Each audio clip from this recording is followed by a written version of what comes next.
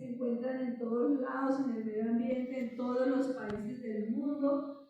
Se pueden encontrar en aerosoles ambientales, es una manera de que la gente se contagie, se aíslan de todo, ¿sí? Hay de polvo de todo, fuentes de agua natural, agua potable, sistemas de agua de las duchas. Por eso les preguntaba a ustedes que cuántas veces quitan la ducha de su casa para cepillarla y quitarle las biopelículas, porque estas bacterias forman biopelículas, son resistentes a la cloración también, entonces es difícil pues erradicarlas.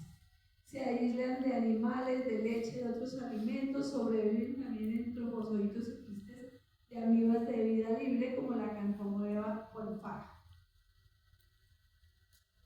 Estas son todas las fuentes de agua, no me voy a poner a leerlas porque nos tratamos mucho, pero para que ustedes vean, están en aguas de fuente natural, ríos, lagos, fuentes de agua hecha por el hombre, depósitos de agua fría, caliente, tuberías, máquinas de hielo, en aerosoles que se producen en duchas, en jacuzzis, en humidificadores, piscinas cubiertas, etc. En polvo de suelo, tierra para macetas, en turba, que es este revuelto que hacen con abonos para abonar las plantas, en tintas de tatuaje contaminadas. Eso sí que hay que mirar dónde sacan los tatuajes, los que les gustan hacer los tatuajes, porque contaminan las tintas, ¿sí? Entonces, un lindo tatuaje, pero con su regalito ahí. Y quitar una no tuberculosa, no se imaginen, es preferible tener tuberculosis que tener micobacteriosis. Muy difícil erradicar las no tuberculosis. También en los líquidos contaminados para trabajar metales, y entonces encontramos infecciones por hemófilo, por inmunógeno, por complejo MAC también. Acá tenemos las fuentes de infección, más resumido acá. Por ejemplo, este es el hábitat de Mycobacterium ulcerans. Si uno dice, ¿en Colombia tenemos este tipo de hábitats? Pues claro que lo tenemos, entonces tiene que haber Mycobacterium ulcerans.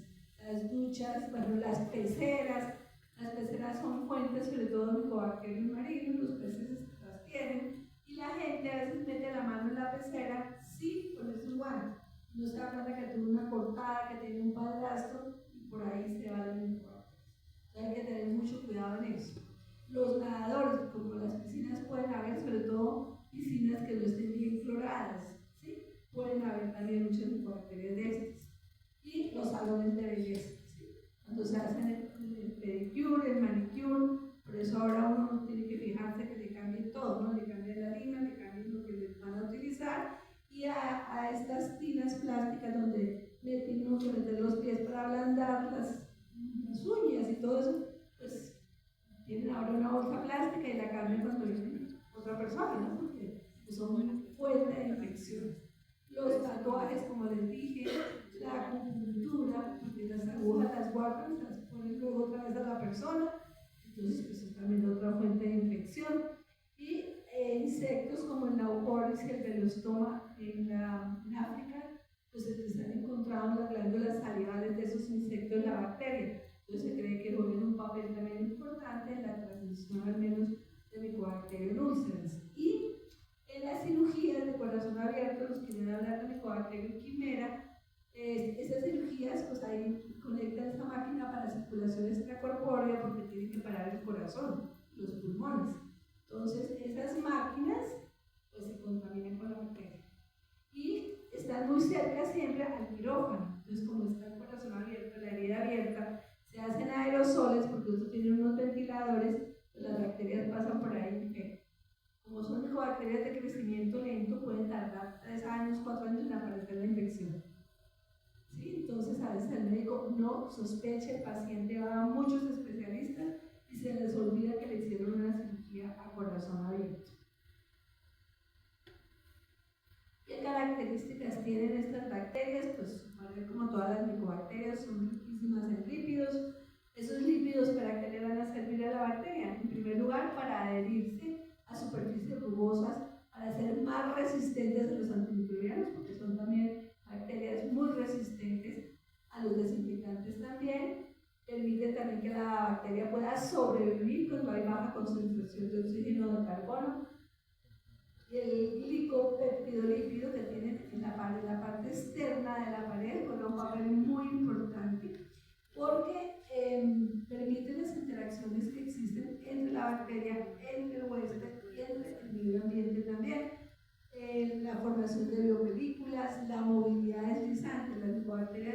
tienen flagelos, pero se ha visto que bacterias como el MAC se trasloca en la superficie de los medios de cultivo sólidos. ¿Sí? ¿Y por qué se puede traslocar? Por ese glicopeptidolípido que tiene en la pared. Y eso también va a determinar el tipo de colonias.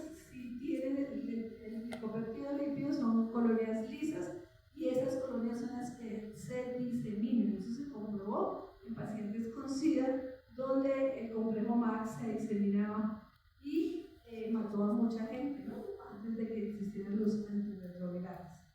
Entonces eran las colonias lisas, no las rugosas. Presentan 2 o 3 morfotipos diferentes de colonias. ¿De qué dependen? Pues de la presencia de ese glicopeptidolípido. Yo les dije que si lo tienen, las colonias son lisas; si no lo tienen, las colonias son rugosas y pierden virulencia. De acuerdo al tiempo de crecimiento, ya vimos que se dividen en rápidas y en lentas. Y en países que tienen una alta carga de tuberculosis o en países de bajos recursos, que son lo mismo, ¿no? ¿Quiénes tienen más tuberculosis? Los países pobres. Entonces, en esos países como el nuestro, el diagnóstico de las micobacterias no tuberculosas casi nunca se hace. ¿Y por qué no se hace? Porque todo lo que salga bacilo ácido alcohol resistente es tuberculosis. ¿Por qué? Porque la tuberculosis es endémica. ¿Sí? En esos países la tuberculosis es endémica. Entonces a un médico le entregan una coloración de Nielsen de un esputo con bacilos ácido alcohol resistentes. El médico que dice, eso es tuberculosis, y se empieza a tratar como una tuberculosis. ¿Sí? No se identifican los bacilos ácido alcohol resistentes en género y especie. Entonces el médico no lo sospecha. ¿Sí? Falta de capacidad también de los laboratorios. No tienen pruebas adecuadas, no tienen pruebas moleculares que permitan identificar esos bacilos ácido alcohol resistentes. Ese es un problema.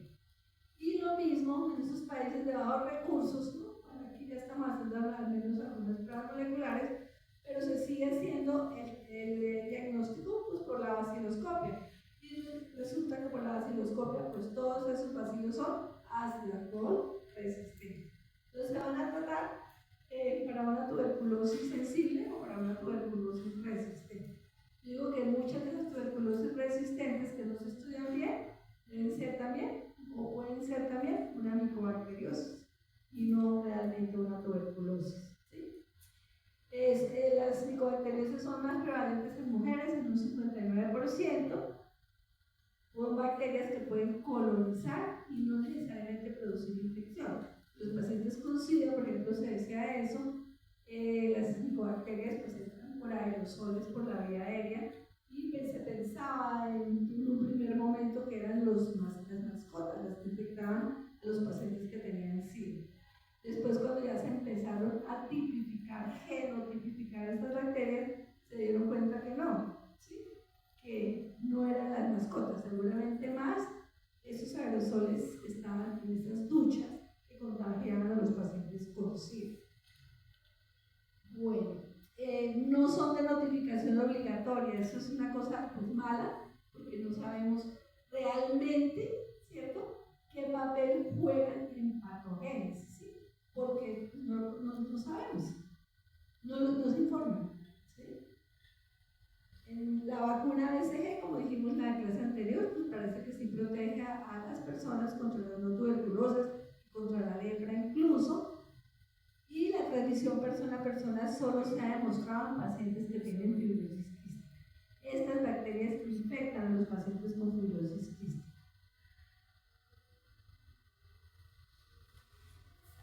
A mí, para que me dé una micobacteriosis, debo tener algunos factores predisponentes. ¿Sí?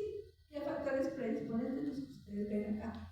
Haber padecido una tuberculosis previa, haber padecido una micobacteriosis previa, tener cualquier enfermedad que me inmunosuprima, ¿cierto?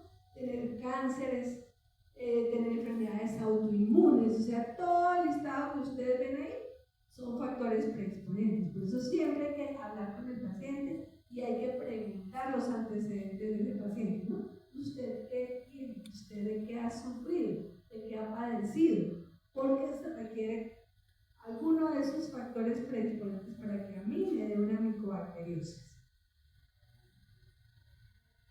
Entonces, estas bacterias van a producir, como les he dicho, micoarteriosis pulmonar, indistinguible de la tuberculosis.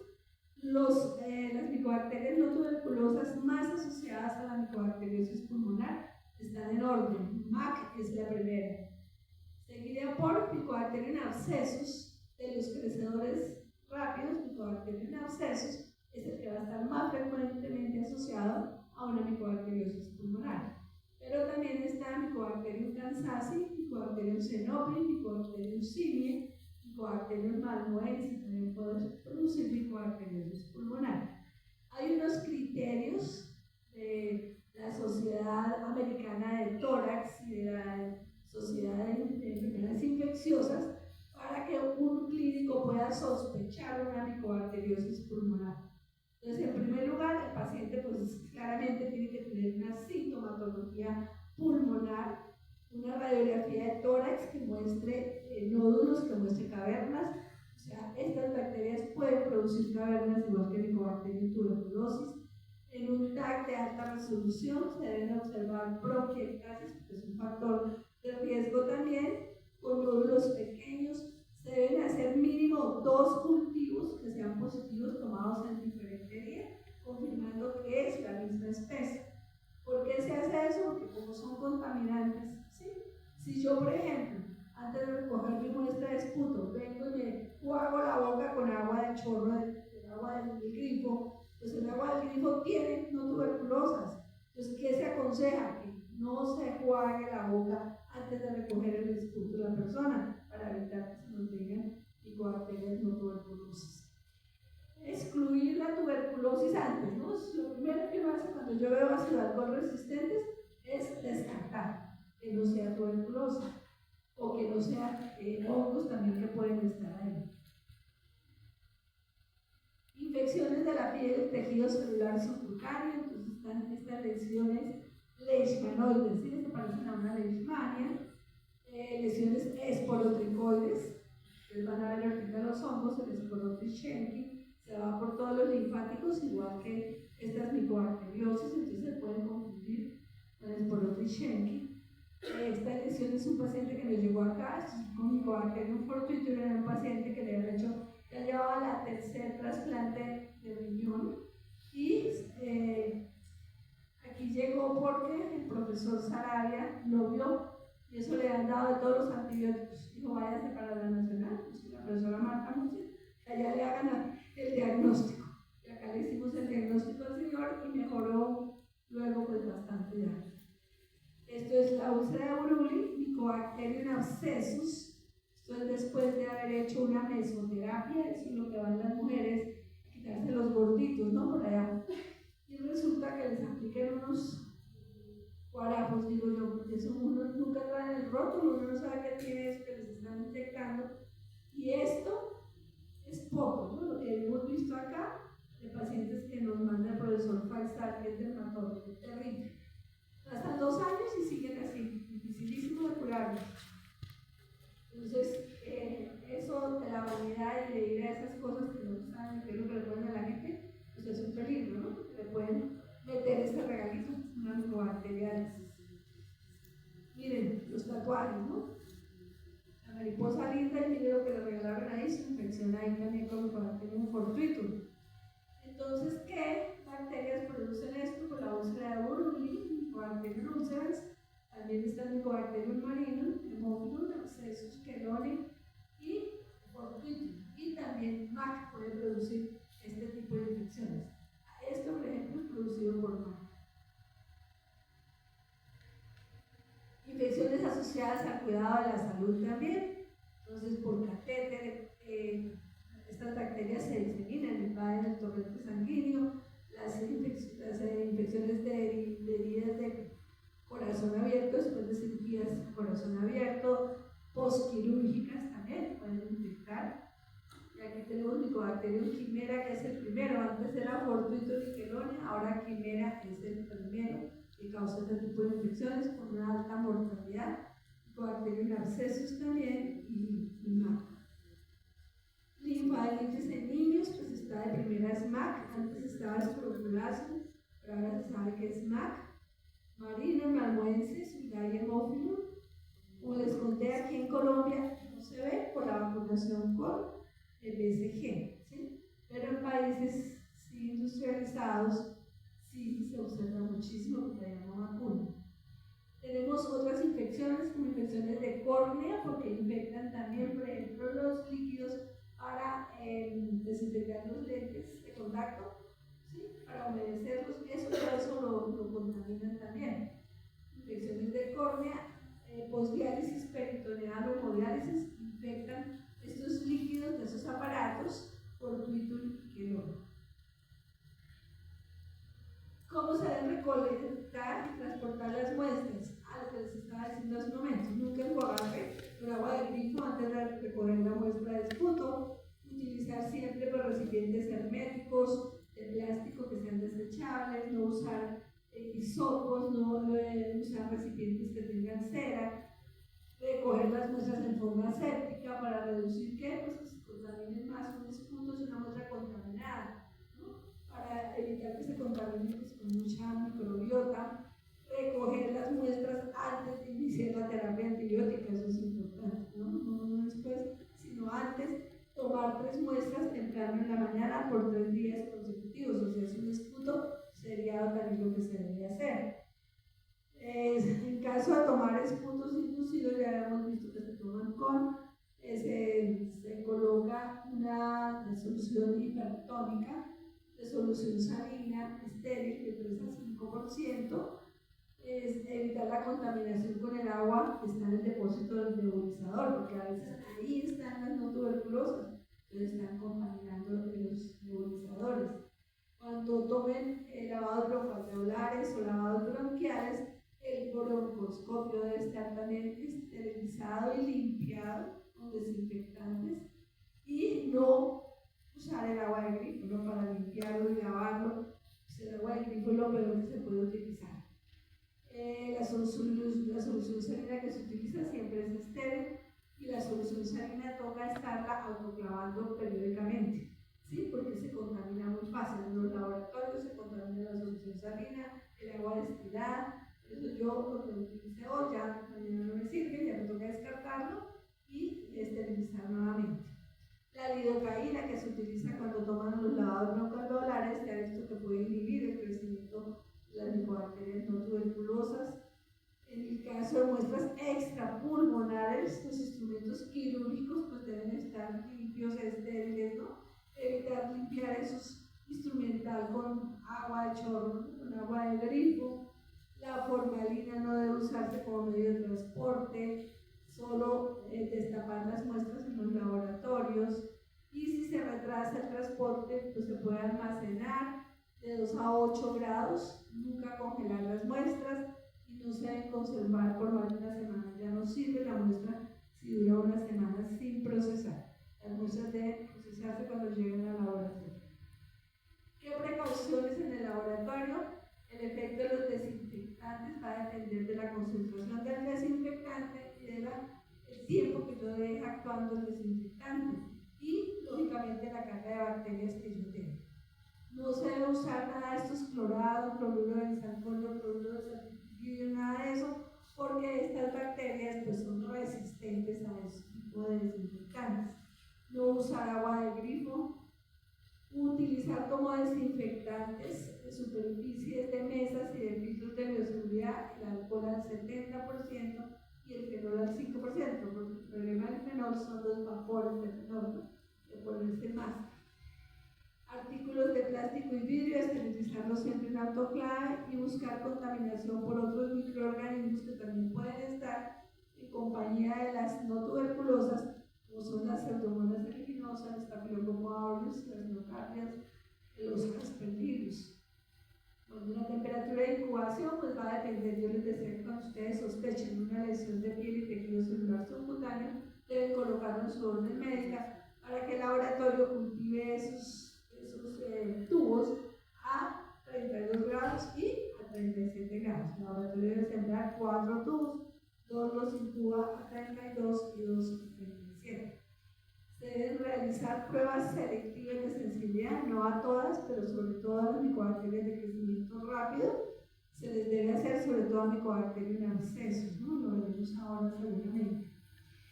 Los trabajadores de laboratorio deben conocer el estado de la enfermedad del paciente, y es que es muy importante la comunicación que tenga el laboratorio con el clínico, porque es que al laboratorio llegan unas historias muy malas, muy deficientes, ¿no? Con 3 renglones uno pide que les hagan un resumen de la historia clínica, pero eso no llega. Porque pues uno tiene que saber, ¿no? Porque son no tuberculosas que pueden ser contaminantes, ¿no? Entonces, antes de informar, hay que hablar con el clínico y decirle: mire, a mí me está saliendo eso que tiene el paciente, no me lo anotaron, ¿no? Pero no es fácil tampoco conseguir a los clínicos, ¿no? Yo viene firmado, pero no sabemos ni dónde lo localizamos ni su teléfono. ¿Qué se hace para el diagnóstico? Una pregunta de ya anterior, donde dice que pues, no se debe usar esos compuestos que son resistentes a Sí. ¿Es por las biopelículas o son mecanismos? Ellas forman biopelículas y es que son muy resistentes por la pared gorda, ¿no?, que tienen de lípidos. Por eso. Entonces, pues se puede hacer una coloración de Sid-Nielsen en un cultivo, lógicamente. Se pueden utilizar muestras respiratorias, expulsos espontáneos, expulsos inducidos, lavados broncoalveolares, biopsias de tejido, biopsias de tejido celular subcutánea, de ganglios. Se puede hacer hemocultivo, lógico que sí. Se puede tomar médula ósea, materia fecal, orina, etc. Las muestras de piel, como les dije, se enciende el laboratorio 4 tubos, 2 LJ los incuba a 37 y 2 a 32 grados. Si son hemocultivos, que debe ser en este medio, Mycoepelitic, es el mismo que se utiliza para hemocultivos de hongos, de levaduras, y se debe incubar en este equipo que también es de la Becton Dickinson, se incuban esos frascos.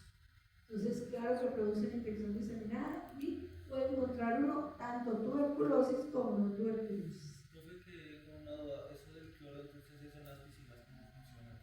Es por la concentración de cloro. Las piscinas tienen una concentración alta de cloro, pero la que tú utilizas aquí en los tanques o el agua así, no la matan. Por eso están felices. Si usted toma un vaso con agua cogida del grifo, pues se toma sus no tuberculosos también. Están vivos, ¿no? Acá hemos hecho estudios, hemos cogido de los baños, sembramos, todos salen no tuberculosos. En todas se pueden sembrar. Sí. La coloración de Sid-Nielsen, vamos a ver diferentes tipos de bacilos, unos cortos, unos más largos. Ya dijimos que porque las micobacterias también tienen una división asimétrica, ¿no? Entonces podemos ver esto también. Lo ideal es que los laboratorios identifiquen todos los bacilos acidoalcohol resistentes que encuentran. Eso es lo ideal. Y en los cultivos, ustedes lo van a ver también en la práctica en 8 días.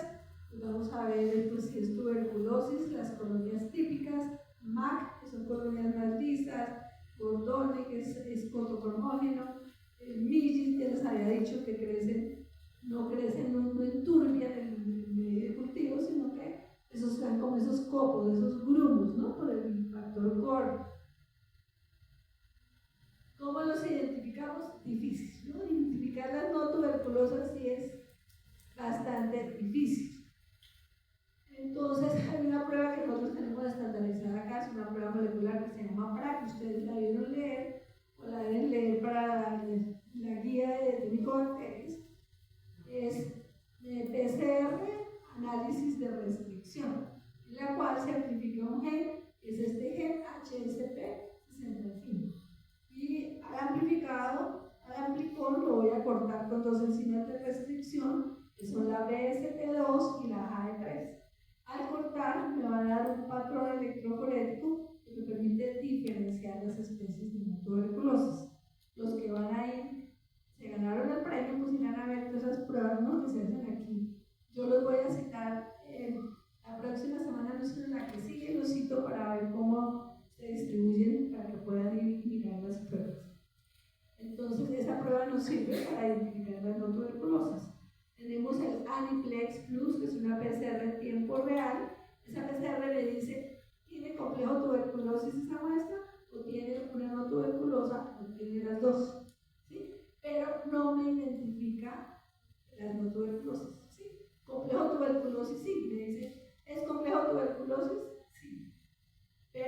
me sale una no tuberculosa, dice también hay una no tuberculosa o es una no tuberculosa, pero no la siento.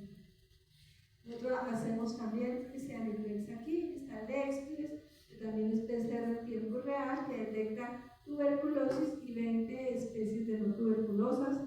Genedia, que también detecta tuberculosis y no tuberculosas, una PCR en tiempo real multiplex. El Inolita, que es una prueba de hibridación reversa en tira. El maldito, es este, pues este es el mejor porque se identifica ya como unas 160 especies de las 203 que hay. Entonces será el método ideal. ¿Qué ocurre? Que vale mucho, como 1.600 millones, uno tiene que comprar la librería aparte, que vale un poco de plata, ¿no? Y lo otro difícil es trabajar con las micobacterias, porque tienen la pared poderosa, gruesísima, que romperla es lo difícil. Pero si se tiene bien estandarizado, pues es una opción muy buena usar el monitor. También puede hacer secuenciación de blancos taxonómicos, como son el GNHCP65, el RPOB, la IPS, el 16S también me sirve para diferenciarlas. Y secuenciación de genoma completo es la otra opción. Esta es la librería que tiene ya el maldito. Entonces todas las que tienen ahí son varios miembros del complejo en rojo, que los diferencia, y los otros que están en verde pues son los principales que causan infecciones en los humanos. Entonces, las infecciones por bacterias no tuberculosas sí existen. O sea, los médicos deben sospecharla y deben hacer el diagnóstico. Si el médico no la sospecha, nunca se van a identificar, nunca se van a diagnosticar. Ese es el mensaje. Muy bien, vamos a escucharlos. Primer grupo. Número 1.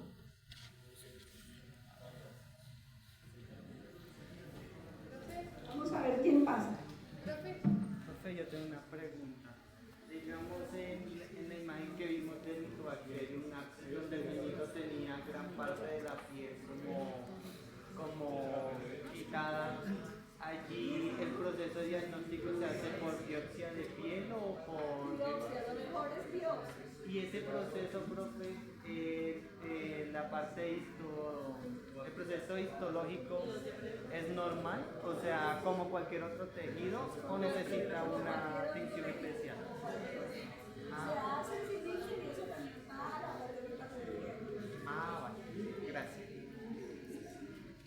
Creo que es igual esa que la pasada, más alargada. Sí, es lo mismo, pero más largo y con fotos.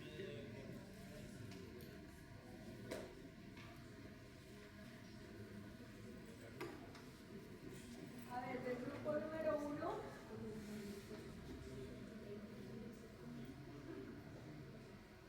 Arteaga Ramírez Mariana. ¿Qué más?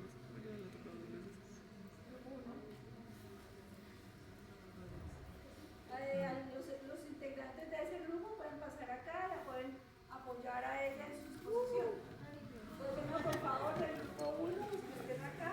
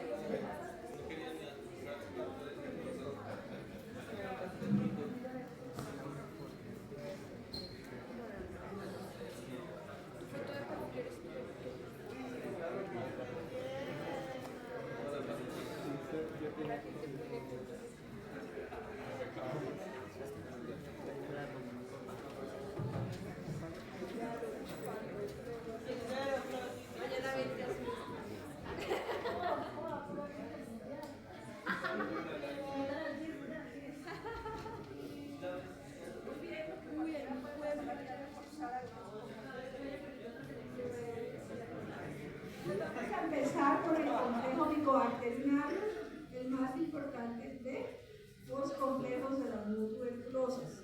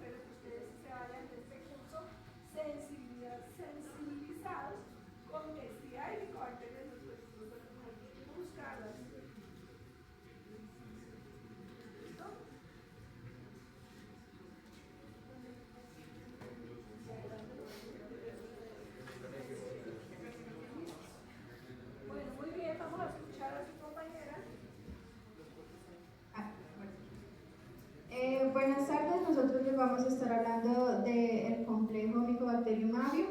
Este incluye bacterias, principalmente las más esenciales son Mycobacterium avium, intracelulare, quimera y Mycobacterium columbiense. Entonces, este complejo de bacterias son de crecimiento lento y son no cromogénicas, como lo menciona la profesora, pues estas pertenecen al grupo 3 del ruño. En su genoma son ricos en los genes GC, los que les van a conferir esta alta resistencia como al estrés oxidativo, y en general estos son un grupo de bacterias que son muy resistentes, o sea, pueden perseverar en ambientes como el agua, el suelo, los desinfectantes y todo esto.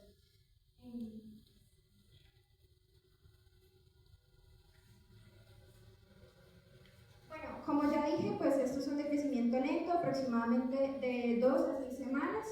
El cultivo se hace en Lowenstein-Jensen o el Middlebrook. Forman colonias opacas, lisas o rugosas y pues no pigmentadas, por lo que no producen el pigmento como dije. Ellos pueden estar en temperaturas de 28 a 38 más o menos, pero el rango ideal es de 34 a 37. Sin embargo, pues se han visto varias cepas de estas bacterias que pueden perseverar hasta en temperaturas de 50 grados.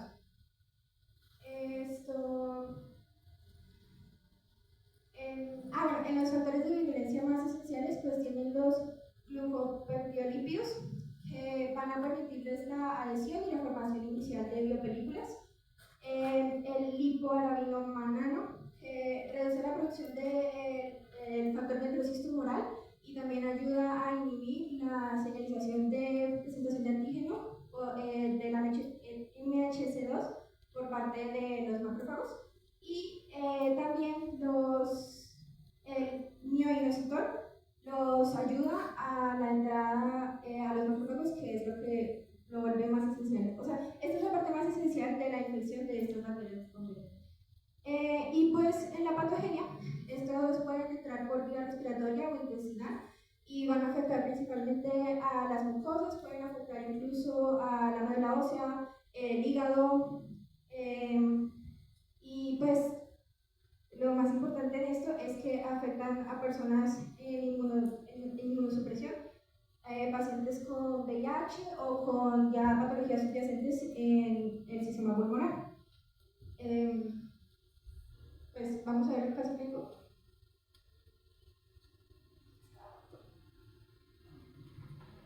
Bueno, el caso clínico nosotros lo vamos a enfatizar en dos poblaciones de riesgos que son las principales.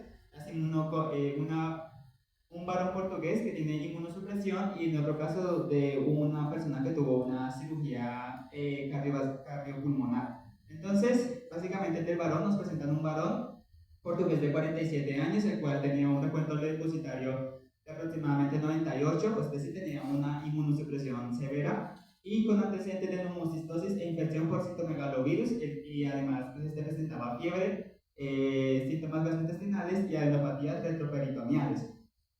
Entonces, los estudios que se realizaron en las adenopatías,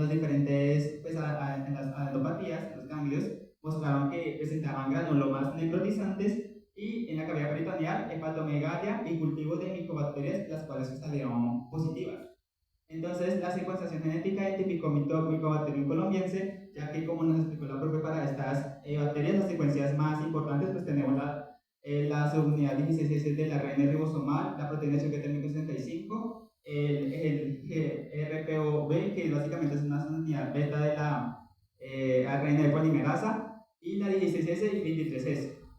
El paciente fue tratado con el tratamiento básico para las micobacterias del complejo avium. Incluye un macrólido, el principal es la claritromicina, rifabutina, un etambutol y eritromicina como prevención en aquellos que tienen factores de riesgo durante 20 meses, y pues en este caso logró resolución clínica y hematológica. La recomendación es que para estas personas se les hace, cuando una vez las pruebas les salen negativa, deben continuar la terapia por aproximadamente 12 meses. Lo que sé, las profesoras son muy resistentes y la terapia contra la tuberculosis no tiene eficacia en ellos. La resistencia a macrólidos realmente es de muy mal pronóstico, ya que muy pocos logran salir y tienen una sobrevida pues relativamente baja a los 5 años. Entonces, el segundo caso es de un hombre de 74 años con reemplazo valvular aórtico, el cual incluye lo que nos mencionó una compañera, un bypass cardiopulmonar en el que se hace una cirugía extracorpórea, y entonces hay una de las principales, perdón, la circulación extracorpórea. Y entonces, 3 años después, es decir, como es una bacteria de crecimiento lento, que era lo que nos decía la profe, empezó a presentar fiebre, dolor torácico y abdominal, esplenomegalia y lesiones cerebrales isquémicas.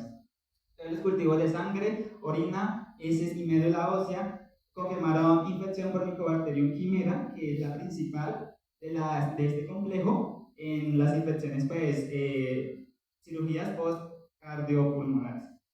A pesar del tratamiento con claritromicina, rifabutina y etambutol, pues falleció por falla multiorgánica progresiva. Pues abajo hay unas imágenes que nos presentan pues, los cultivos que salieron positivos, la esplenomegalia, y arriba la histología de granuloma necrotizante que presenta el paciente con VIH en la zona retroperitoneal. Entonces es importante, dentro de la patogenia de estas bacterias, es que ellas ingresan por vía respiratoria o por vía gastrointestinal. Y es importante que en las personas con VIH, ellos se van a diseminar por la vía retroperitoneal cuando ingresan por el sistema gastrointestinal. Entonces, por eso el paciente con VIH presentaba una complicación de estas.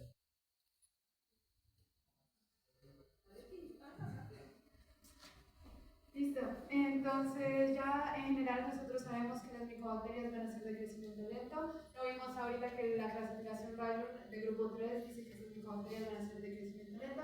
Por tanto, nosotros para hacer el diagnóstico lo ideal sería hacer un cultivo ya sea en Lowenstein Janssen o uno automatizado como en JIT, pero también si queremos saber la especie, que a pesar de que pues, no cambiaría el tratamiento y cosas así, podría ser útil especialmente para la epidemiología, pues vamos a usar Malitop o alguna de las secuenciaciones como 16S y así.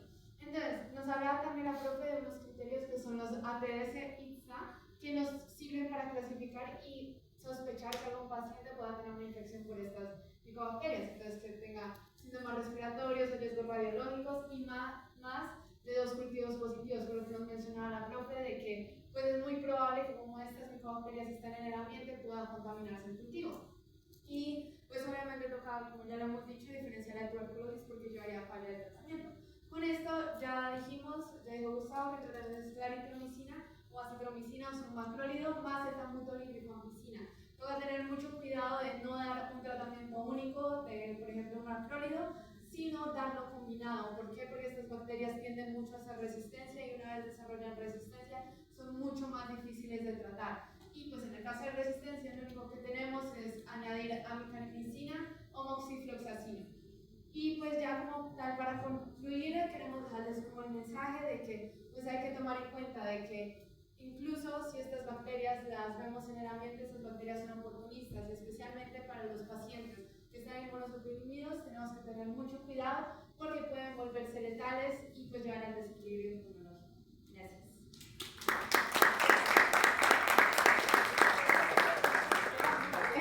Bueno, la frase como tal es: el Mycobacterium avium complex nos recuerda que incluso los microorganismos ambientales pueden convertirse en oportunistas letales cuando el equilibrio inmunológico se rompe.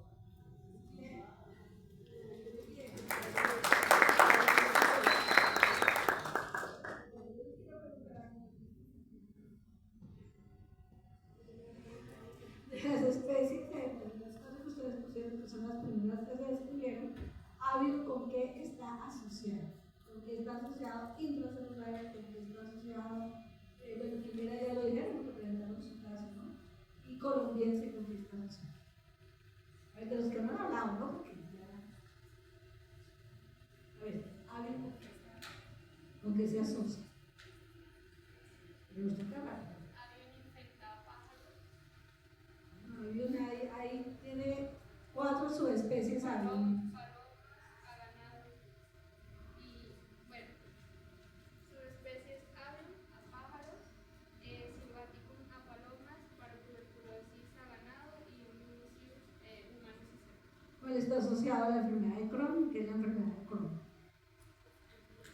La que se asocia a la enfermedad crónica es la de la vaca, porque la contaminación de esta pues genera un daño repetitivo que a la final lleva un daño inmune. O sea que Mycobacterium avium, que nos dijeron de la subespecie, ¿cuál? Subespecie para tuberculosis es patógeno igual que Mycobacterium pulsans. Está asociada a la enfermedad de Crohn.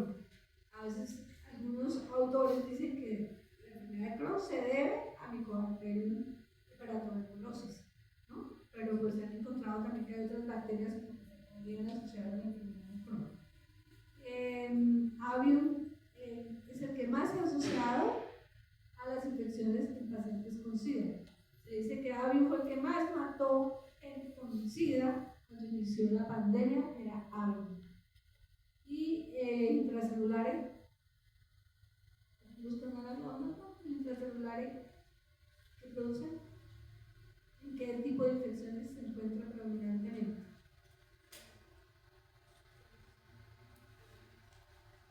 Intracelular, ¿en qué se encuentra?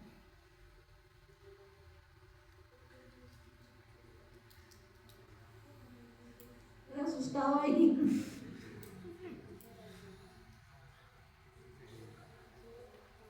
En micobacteriosis pulmonar, o sea, intracelulares más producen micobacteriosis pulmonar, que también se ha encontrado en algunos casos de infección diseminada en pacientes con SIDA.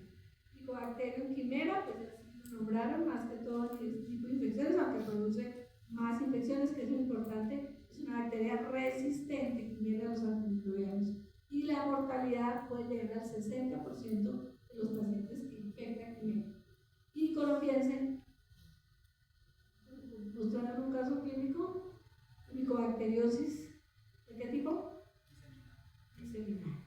Entonces, produce micobacteriosis diseminada. También es importante en pacientes con SIDA, ¿no? Se ha encontrado también produciendo linfadenitis en niños. Bueno, yo quiero saber, acá está Alarcón González, Juan Sebastián, Alfonso Borda, Andrea Sofía.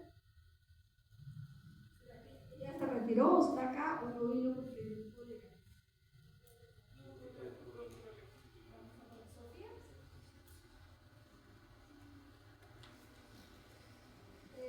Almeida Duque, Tania Valentina. Álvarez Puentes, Jason. Andrea Arenas Feo, Ana María.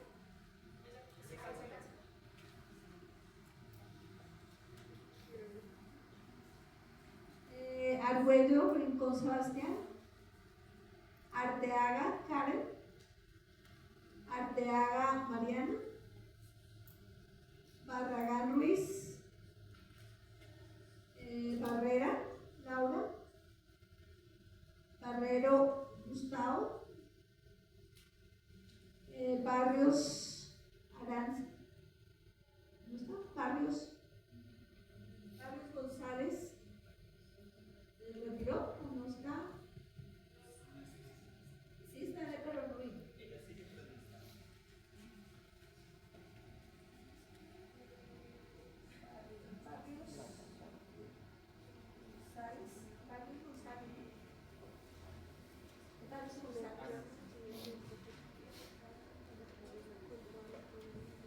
Beltrán Herrera está, pero no está, pero es que no se retiró o es que no está ahorita acá.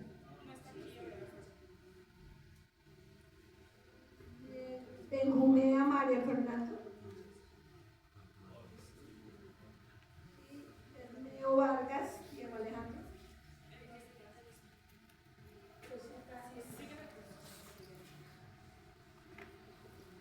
Bermúdez Eslava Catalina. ¿Quién puede sentarse? Vamos al grupo número 2, por favor. Vas a sacar el grupo 2 que nosotros lo estoy llamando acá.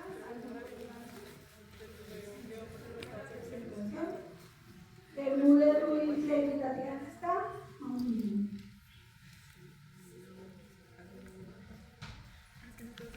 Bernal Morales Sofía. Bernal Morales. ¿Cómo? Quiero saber. Bravo Espitia, Evelyn. Bravo Espitia, Evelyn. Hasta acá, por favor. Trago Bamón. Burgos. Cajitas. Calderón, Mauricio. Calderón, Mauricio. Justo no está, se retiró, ¿qué pasó? ¿Está de curso?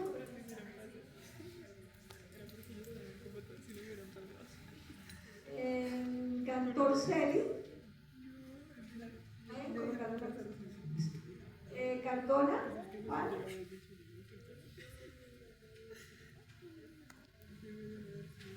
Ceballos, Cebiel,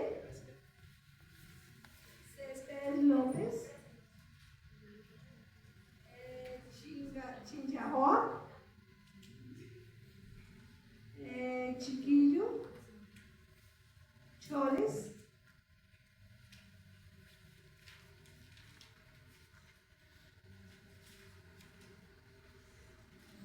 entonces vamos a ustedes, les tocó hablar de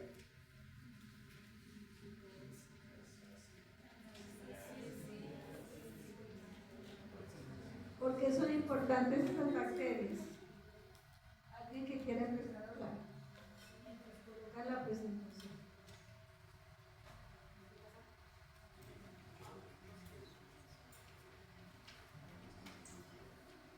Pues entre las que investigamos, que es la Calzasi, por ejemplo, esa es muy importante porque es una bacteria oportunista y bueno, pues lo explicaron, pero por lo menos las primeras dos, por ejemplo, se consideran patógenos oportunistas, la tercera, la malmoense, se da de personas con lesiones pulmonares previas. Yo pensaría que su importancia radica más que con eso, que se consideran bacterias oportunistas, que afectan más que toda la formación de disponibilidad. ¿Qué patologías producen así como en general?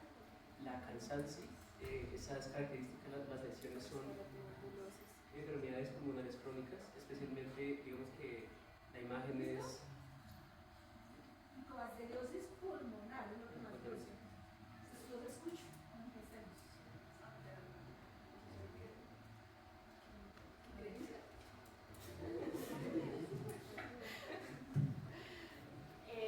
Bueno, vamos a hablar de las. Entonces tenemos Mycobacterium kansasi, Mycobacterium simiae y Mycobacterium malmoense. La taxonomía tenemos que pertenecen al mismo dominio, filo, clase, orden, familia y género, pero cambia en el clado según Gupta en el 2018. Pero ya en la lista de nombres procariotas de permanencia en la nomenclatura del 2024 ya todas están en la misma. Tenemos que son bacterias de crecimiento lento. La Kansasi es de 2 a 3 semanas en medios sólidos. La Simiae puede tardar de 2 a 6 semanas en cultivo. Y la Malmoense de 2 a 4 semanas. Bueno, ahora hablando un poco sobre algunas características microbiológicas de estas tres micobacterias, pues de Mycobacterium kansasi tenemos que pertenece al grupo 1 de Rongion. Esta, pues lo que nos dicen las tres primeras es que son de crecimiento lento, entonces las del grupo 1 son fotocoromógenas. Ante la morfología de las colonias podemos ver que son rugosas, secas, y cuando se exponen a la luz pueden generar un color crema o amarillento. Para pues, diversas pruebas bioquímicas que se pueden hacer para caracterizarlas, entonces tenemos pues, una bacteria que es niacina negativa, nitrato positiva, catalasa positiva, twin positiva y ureasa positiva. Con respecto a Mycobacterium simiae, también pertenece al grupo 1, es fotocromógena. La morfología de las colonias son secas, pequeñas, pueden ser lisas, rugosas y podrían generar una coloración amarilla o naranja. Estas son las únicas micobacterias no tuberculosas que son niacina positivas, son catalasa positivas, nitrato negativas y twin positivas. Con respecto a malmoense, esa es del grupo 3, es no cromógena.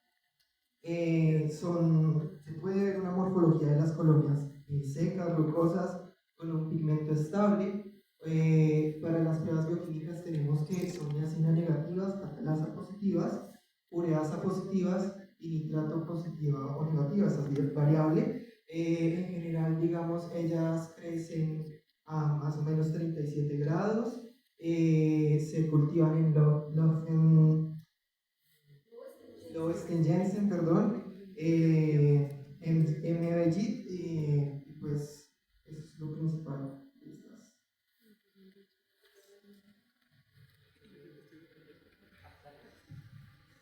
Bueno, estos tres grupos van a tener factores de biovirulencia, los ácidos glicólicos, que van a tener la función de adherencia, también la formación de algunas biopelículas, y las PIMS, que es lo que tienen en común. Las PIMS son un factor de violencia muy importante para la evasión del sistema inmune.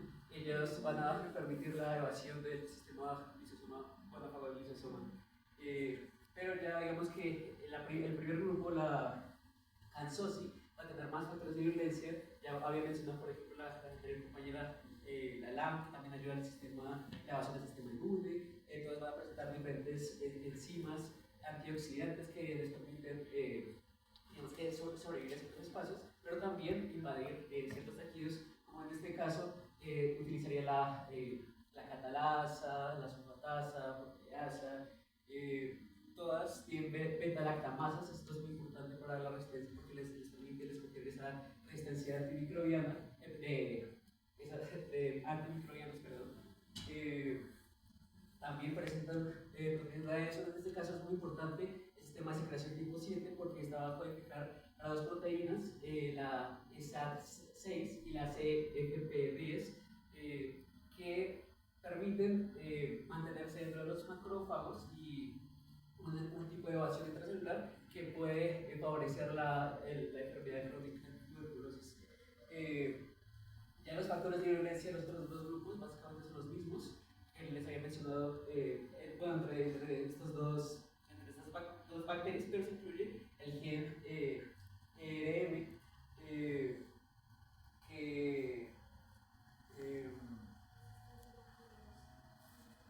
que es muy importante porque aparte de la resistencia a los antimicrobianos que les confieren las beta-lactamasas, les permite esa resistencia a los macrólidos.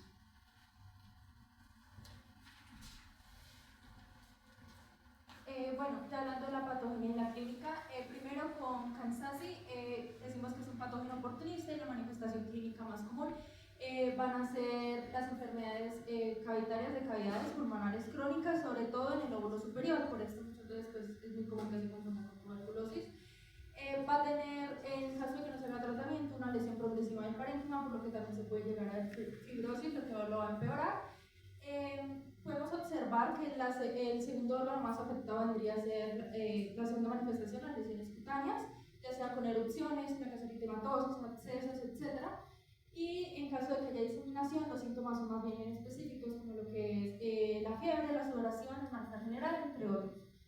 En cuanto a CIMIE, tenemos que es una patogenicidad baja, entonces puede ir desde cuadros asintomáticos hasta incluso la muerte para casos más graves. Esto se da más que todo en diseminación en pacientes inmunosuprimidos, principalmente VIH positivos, y se pueden presentar lesiones cutáneas también. En cuanto a malmoense, se da principalmente en pacientes que tengan un daño pulmonar previo, también que sean inmunosuprimidos. Otra característica importante de este es que en radiografías se van a ver cavitaciones pulmonares y fibrosis también. Además tiene manifestaciones extrapulmonares, por ejemplo en niños es muy común la linfadenitis. Y el caso clínico es el siguiente. Paciente.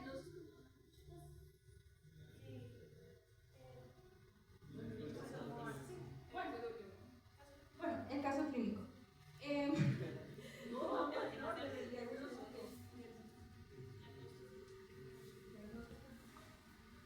Bueno, para el diagnóstico vamos a tener que para iniciar el referencial inicial va a ser objetivo en la West o Middle. Y luego de este se tiene que, para el objetivo va a encontrar al género, más para la especie va a ser un poco difícil, por lo que se consigna con métodos moleculares. El primero que vamos a tener es el magnito. Vamos a tener que a partir del perfil proteico nos va a ayudar a identificarlo, pero el problema es que si la base de datos es muy extensa va a ser un poco difícil que sea exacto el diagnóstico. El segundo que tenemos va a ser la secuenciación genética 16S. Con este vamos a tener que identificar bien el género, pero va a ser un poco difícil en cuanto a unas especies que son muy cercanas a identificar. El tercero que vamos a tener va a ser a la proteína de shock térmico. Vamos a tener que esta se va a identificar muy bien a las especies que son cercanas y ya igual que el estándar va a ser a la subunidad teta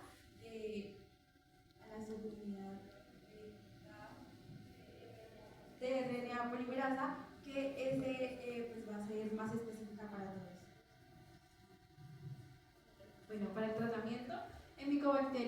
Casasi se utiliza hay un tratamiento específico que es la rifampicina, que es el fármaco esencial para tratarla. Y se utiliza isocitinib combinada con piridoxina más estambutol. El tratamiento de todas estas enfermedades es muy largo, es de mínimo 1 año. Se puede extender si es el paciente es inmunocomprometido, que casi siempre es el caso, pero por lo menos el tratamiento tiene que durar 12 meses. En el caso de Mycobacterium simiae, cambia el tratamiento, ya que Mycobacterium casasi y Mycobacterium malmoense tienen casi el mismo tratamiento. ¿Por qué? Porque el Mycobacterium simiae es resistente a la rifampicina, a la isoniazida y estambutol. Entonces, para estos casos se usa macrólidos activos que pueden ser claritromicina o acitromicina, más fluoroquinolonas que pueden ser maxifloxacina y levofloxacina. Y eso todo combinado con trimetropina, sulfametazol. Y en caso de que sea una infección muy grave o diseminada, se va a añadir amicacina. Como mencioné antes, Mycobacterium malmoense comparte muchas cosas con el tratamiento del Mycobacterium casasi. Lo único es que, igual que en Mycobacterium simiae, si es un cuadro clínico muy fuerte, se utiliza amicacina. Por la dificultad de identificar estos patrones, el diagnóstico diferencial de por sí es difícil. Entonces, lo que se hace es que específicamente para los patrones radiológicos se tiene un diagnóstico diferencial. Los patrones radiológicos pues, están establecidos principalmente por la Sociedad Torácica Americana, ya los vimos, que es el criterio ATS, y en ellos vamos a ver algunos importantes como el patrón clínico-cavitativo apical, que nos lleva a pensar en el diagnóstico diferencial de Mycobacterium tuberculosis o de Mycobacterium cansancio. También tenemos otros patrones como el nodular bronquiectásico, en el que se tiene como diagnóstico diferencial principalmente el complejo Mycobacterium avium, pero también a el Mycobacterium simiae. Y por último, el Mycobacterium synovium, que es un diagnóstico diferencial en las cavitaciones extensas y la progresión de una enfermedad rápida y agresiva que presenta el Mycobacterium malmoense. Bueno, antes de pasar a lo que es prevención y control, para que con eso queremos cerrar, les voy a leer el caso clínico que les traemos, ya habiendo visto en general sobre estas micobacterias. Entonces, paciente de sexo masculino con 25 años de edad, portador de infección por VIH, actualmente con SIDA, lleva varios meses presentando cuadros de fiebre acompañados de tos con escasa expectoración que mejoraron con tratamiento antimicrobiano. Luego comenzó a experimentar una considerable pérdida de peso. Recientemente fue hospitalizado presentando adenomegalia submandibular que evolucionó a necrosis y ulceración, adenopatías de tamaño variable y consistencia dura, algunas con ulceración y secreción purulenta. No mejoraba con el tratamiento antimicrobiano ni drenaje quirúrgico. Adicional a esto, presenta cavitaciones pulmonares. Se toman biopsias de las diferentes lesiones, las cuales se enviaron al cultivo bacteriológico en el medio Lowenstein-Jensen, haciendo las lecturas del cultivo cada 7 días hasta las 3 y 4 semanas. A través del estudio bioquímico, la cepa identificada fue Mycobacterium malmoense y fue confirmada con el estudio de fracciones de ácidos micólicos. Tras los resultados obtenidos, se inició el tratamiento con rifampicina, etambutol y claritromicina, un macrólido. Estas lesiones ya con el tratamiento fueron mejorando hasta la recuperación y se vio también que el recuento de CD4 aumentó. Y ya en la prevención y control es básicamente tratar de como evitar el contacto más que todo con estas micobacterias. Entonces, por ejemplo, la parte de hervir el agua es sobre todo, por ejemplo, en ciudades como acá Bogotá, que el agua de grifo es potable, pues estos se encuentran en estos grifos, aunque hay que tener en cuenta que simiae puede ser resistente incluso a temperaturas altas. También limpiar y desinfectar los cabezales de ducha y las boquillas de los grifos para limpiar los biofilms que pueden encontrarse en estos lugares. y evitar la exposición a aguas con aireadores. Esto puede ser, por ejemplo, jacuzzis, piscinas climatizadas, spas, saunas o cosas por el estilo, que hacen que sea más fácil sí, entrar en contacto con las microorganismos.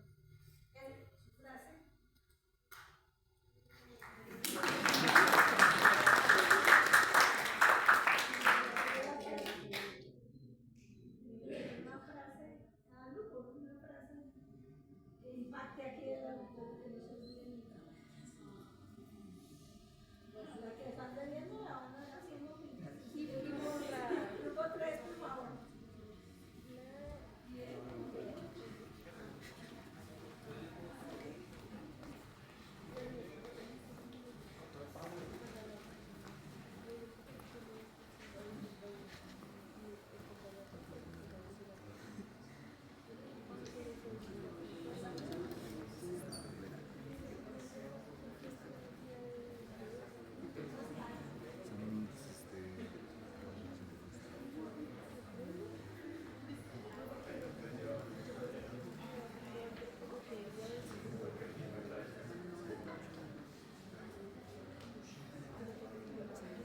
Cortés Flores, Cuellar López,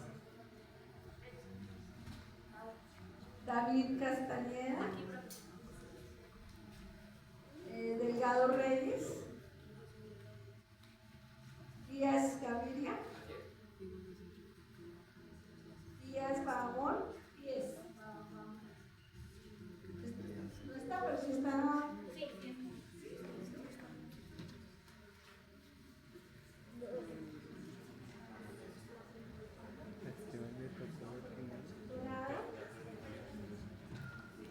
Enríquez, Espinel, Profe, tiene tarde. Estrada, Estrella, Flores,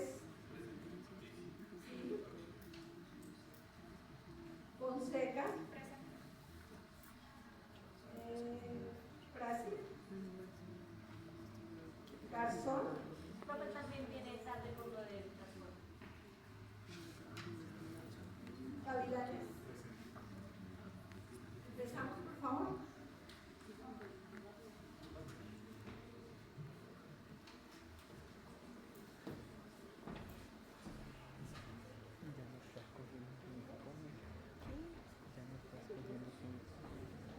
Bueno, nosotros vamos a hablar de Mycobacterium ulcerans. Pertenece al filo Actinobacteria, clase Actinomycetia, Mycobacteriales, y es de la familia Mycobacteriae. En la ubicación filogenética pertenece al clado Mycobacterium sensu estricto, que está muy relacionado con el Mycobacterium parino. Su crecimiento es muy lento, razón por la cual el diagnóstico se utilizan a veces varias técnicas especiales, pero pues eso ya lo veremos en las características.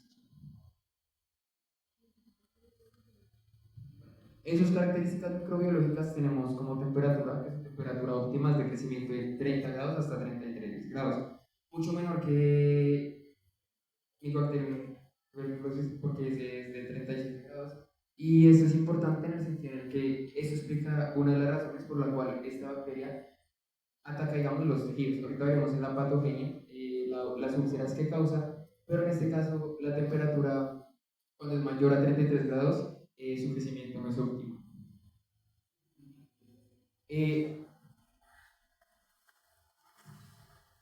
Su pigmentación no produce pigmentos, entonces cuando se ven los medios de cultivos se ven colonias ásperas y rugosas y es no cromógena. ¿Qué quiere decir esto? Que no genera pigmento ni en presencia de luz ni en ausencia de luz.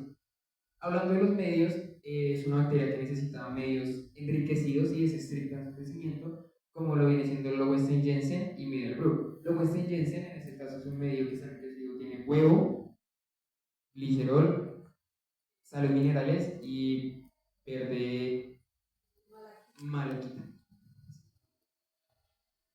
Bueno, para la bioquímica tenemos que es negativo para niacina y reducción de nitratos, en este caso se ven los resultados. No produce catalasa a 68 grados, tiene actividad enzimática de quitinasa, fucosidasa y transferasa de N-acetilglucosamina, requiere pruebas moleculares y en este caso la detección del gen IS2404 con una PCR cuando se necesita, digamos, un diagnóstico más rápido.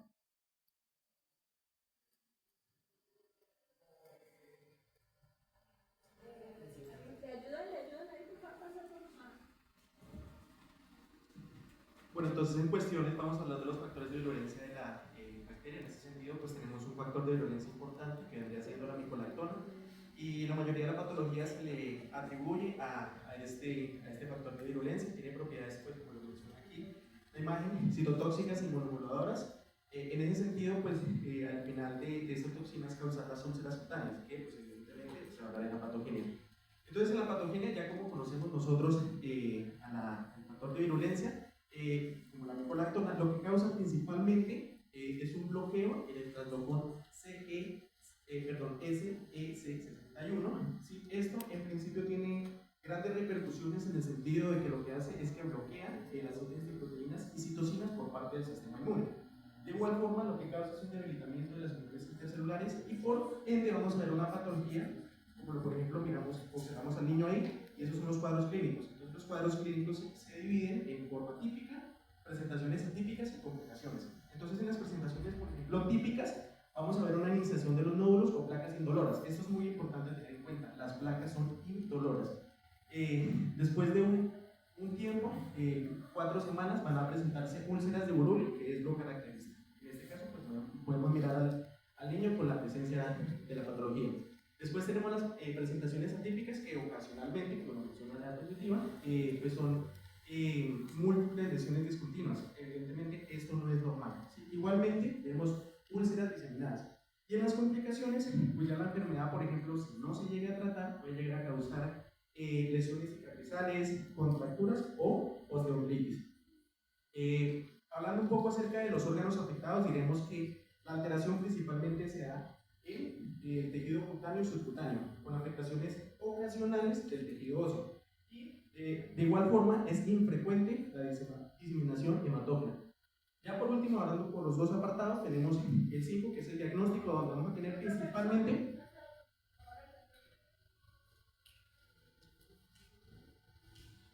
Bueno, ahora bien, con respecto al diagnóstico, en primer lugar se tiene que tener es la sospecha clínica de la úlcera de Burul. Entonces, lo primero que se hace como tal es el cultivo. El problema y la desventaja que tiene este es que su crecimiento es muy lento, entonces pues el diagnóstico va a estar tardío. Y también se tiene el diagnóstico del campo, que se hace pues, es un poquito mucho más rápido por medio del PCR, pero pues no en todas las regiones pues, puede estar disponible. Entonces, con el cultivo también se puede utilizar el Marlitov para poder identificar cuál es ese microorganismo que pues, creció allí. Y pues en caso de que el Marlitov no llegue a funcionar, pues se utiliza una secuenciación genética en la cual pues, se va a identificar el gen 16S de RNA ribosomal, el gen HSP65 y el gen RPOP. Bueno, ahora bien, con respecto al tratamiento, antes se hacía como cirugía, pero ahora la OMS recomienda otras cosas que es un tratamiento con...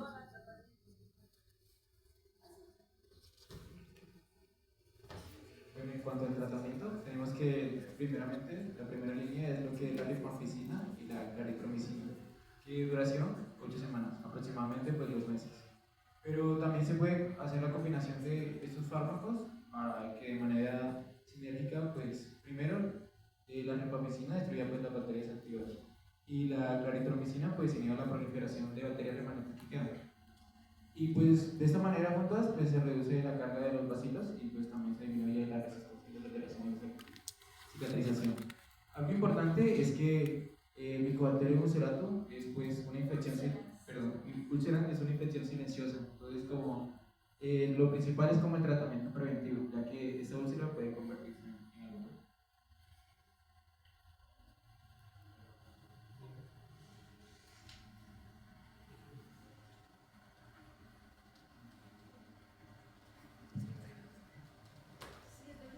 Buenas tardes, hoy vamos a hablar sobre el Mycobacterium swirlii.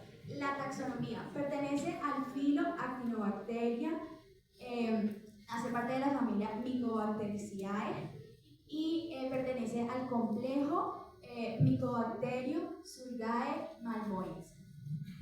Es un bacilo ácido alcohol resistente, gram positivo débil, es fotocromógeno, por lo que crea pigmento aún en las frutas. Bueno, ahora respecto a las características microbiológicas de esta bacteria, ella tiene una temperatura de crecimiento óptima similar a la del cuerpo humano, unos 37 grados centígrados. Entonces, por lo tanto, digamos que es parte de su virulencia. Tiene un crecimiento lento alrededor de unos 30 grados centígrados y no crece bien hacia los 40 grados centígrados. La literatura no arroja que haya evidencia de que esta sea termófila o de que crezca pues a temperaturas mayores a los de 37 grados. En cuanto a la pigmentación, pertenece al grupo 1 de Runion, es fotoinductora de pigmentos a 25 grados centígrados, y al grupo 2 de Runion, que es fotocromógenas a 37 grados centígrados. Digamos que esta característica es muy importante porque también en el laboratorio nos permite pues, hacer una diferenciación en cuanto a su morfología y en cuanto a cómo es la bacteria. Porque digamos que esto significa que ella tiene un crecimiento en la oscuridad con unas colonias que pasan sin color a ser amarillas pálidas, a, digamos, cuando se expone a la luz en comparación, van a ser unas colonias amarillas como anaranjadas, como lo indica la imagen, que es un amarillo como bastante fuerte. Entonces esto es muy distintivo de esta bacteria. En cuanto a las pruebas, entonces digamos que es característico de ella que tiene una catalasa positiva y una nitrotorrasa positiva también, de manera pues muy fuerte. O sea, esa reacción es muy fuerte. En cuanto a la producción de pigmentos, pues es fotoinductora, lo que les estaba contando, ureasa positiva en la mayoría de las cepas, y tiene una tolerancia al nitrato de cloruro de sodio, sensible a unas concentraciones bastante altas.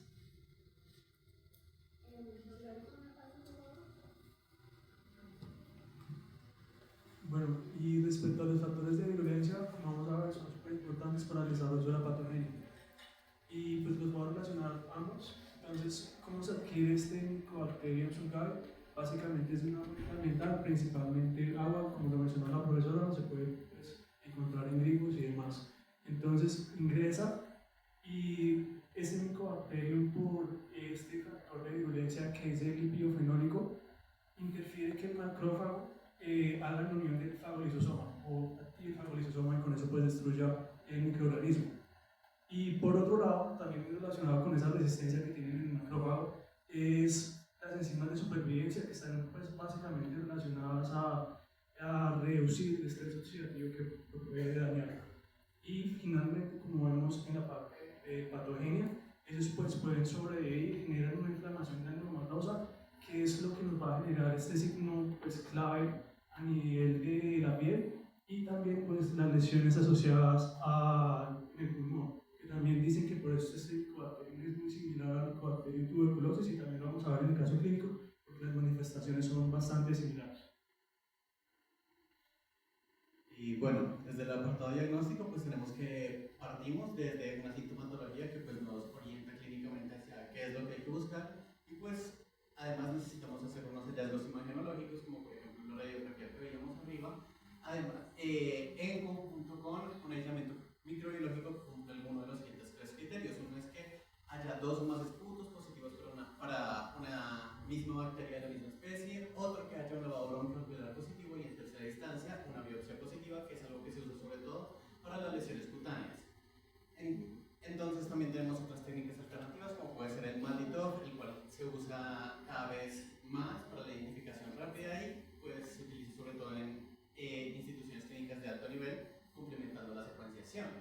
Esta secuenciación molecular pues parte en esencia de tres genes fundamentales. Uno es el 16S, que nos permite diferenciar entre géneros, y si las especies son muy separadas pues diferencia también entre algunas especies, o el HSP65 y el RPOV, que nos permite diferenciar entre especies. Estos tres pues se tienen que utilizar idealmente en su conjunto para aumentar la precisión de esta prueba. Y en última instancia, desde el tratamiento, pues tenemos que hay un esquema de primera línea conformado por tres medicamentos: la rifampicina, el etambutol y la claritromicina, en las tres dosis que vemos ahí. Este esquema varía en duración según el foco en el cual se desarrolla la infección. Si Si es pulmonar diseminado, pues se hace 2 o más meses según la evolución clínica. Y si es cutáneo localizado, pues se hace de 6 a 9 meses con control clínico y microbiológico. La resistencia es rara, pero pues puede darse, sobre todo si se usa un único medicamento, por eso se usan los 3.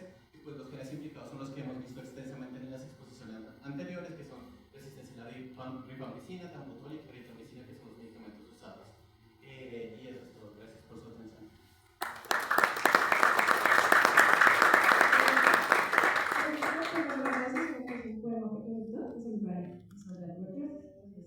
Tuberculosis. Actúas desde las sombras, silenciosa y traicionera, pero apagas más vidas que cualquiera.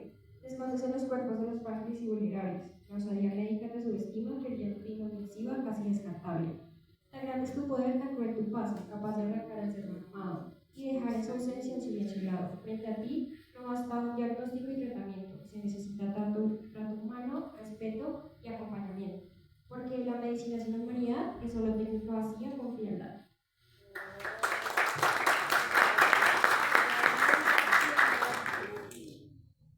Se nos va a acabar el tiempo porque tenemos que ir a la práctica, no sé cómo hacemos para poder terminar, si ustedes pueden alguna hora, dedicarnos lo que sea virtual para poder terminar, o mañana si venimos más tempranito, si pueden.